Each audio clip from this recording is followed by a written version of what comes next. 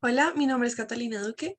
Hola, mi nombre es María Camila Villa. Hola, mi nombre es Julián Arango. Hola, mi nombre es Jesús Dávila. Hola, mi nombre es Sofía Contreras. Bienvenidos una vez más a la Cueva de los Orígenes Perdidos. Hoy vamos a discutir sobre el documental que vimos sobre la Cueva de Lascaux. Entonces, cuéntenme qué les pareció. Bueno, a mí una de las cosas que más me pareció interesante fue hacer como esa comparación entre esta cueva y la cueva que habíamos visto en uno de los videos anteriores, principalmente por como el avance artístico, como diría yo, de las pinturas y lo que se encontró, principalmente como el uso de colores. No sé, me pareció muy interesante que pues mencionaron que habían colores como amarillo, negro y rojo y me hizo cuestionar y como preguntar, o sea, si existía un significado más allá de la representación como literal de las figuras al usar estos colores. O sea, ¿será que el rojo seguía significando lo que significa hoy en día? ¿Será que sigue significando como rabia, ira, pasión, deseo?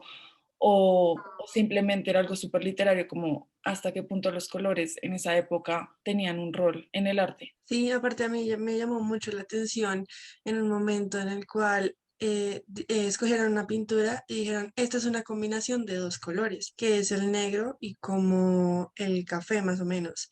Entonces, sí, o sea, y me hizo cuestionarme que si en ese momento, cómo tenían la habilidad de mezclar los colores y cómo los encontraron, como esa búsqueda entre las rocas de cómo fue el hallazgo, cómo la tuvieron que sacar el polvo, porque eso es un polvo, cómo lo tuvieron que sacar, cómo lo pulieron para que pues, formara la pintura que vemos ahora en día en las rocas. Añadiendo eso, me pareció como, o sea, como uno de los avances me pareció súper chévere el hecho de que tenían en cuenta la forma de la cueva.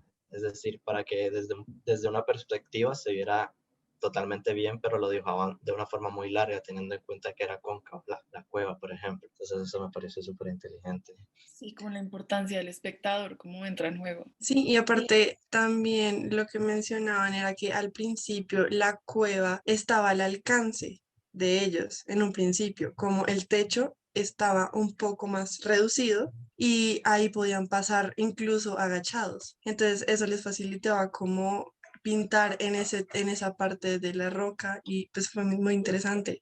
Aparte también cómo hacían cada uno de los trazos para identificar cuál era el animal, que era el reno, que era un triángulo más, una X más grande, eh, una vaca, un caballo y cosas así. Sí, total. Y creo que otra cosa que me impresionó mucho, pues también fue como contrastándolo con la otra, sobre cómo se repite ese patrón en los seres humanos, ¿no? Porque pues son como ciertos dibujos que encontramos en la cueva anterior y en esta también como de animales y como cuál será esa necesidad del ser humano de como pintar o impactar en algo, como dejar su legado o quizás simplemente como tratar de recordar cosas que les sirvan de supervivencia o simplemente sea una forma de expresarse a sí mismos. No sé, pero me parece muy curioso porque pues ellos mencionaban como que habían dibujos de caballos, que habían dibujos de bisontes y como esas mismas cosas también las encontramos en la otra cueva, aunque hayan sido en momentos muy distintos. Y saben, yo comparto muchas de sus opiniones con el documental y veo que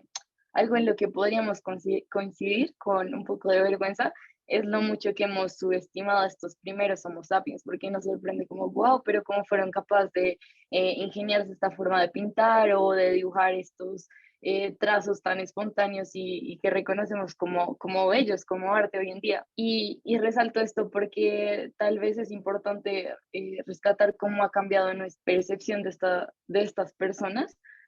Y también porque yo honestamente viendo el documental lo vi con ojos muy atentos, buscando a una respuesta, a una pista, a un rastro que nos permitiera acercarnos más a la razón de por qué pintamos, ¿no? Porque es como el eje central en este momento, pero por alguna razón mi mente se iba siempre hacia por qué pintaron lo que pintaron, como por qué hicieron animales y no humanos, porque detallaron tanto esos trazos en el bisonte o en el caballo y no podemos reconocer una cara humana con claridad. Entonces, para mí fue difícil en este sentido, pero me pude acercar de nuevo al tema de la espiritualidad porque, bueno, para mi proyecto de grado en el colegio, yo toqué el tema del sentido de vida relacionado con la espiritualidad y como ese eje esa dimensión espiritual en los estudiantes de mi colegio. Y lo digo porque también recordé sobre el video de Irene Vallejo cuando recordamos que somos conscientes de que somos mortales, y esto es importante relacionarlo porque puede ser esa conciencia de esa mortalidad lo que nos hizo ser espirituales. Y según diferentes psicólogos que leí sobre las inteligencias espirituales que también mencionamos en la clase, esa conciencia de la mortalidad, esas dudas existenciales, nos llevan también a ser creativos y a ser más apasionados y sensibles. Y no sé si esto nos aleje más de la pregunta o no, pero estos fueron mis pensamientos viendo el documental. No, sí, completamente, más que todo porque aquí también resaltan un poco como la experiencia del pintor, ¿sí? O sea, hablan de que tenían que buscar estos lugares alejados, hablan otra vez de la importancia de la iluminación usando el fuego, hablan de que los pintores llevaban suficiente comida durante la estadía, de la posibilidad de que fuera un chamán el que realizaba las pinturas.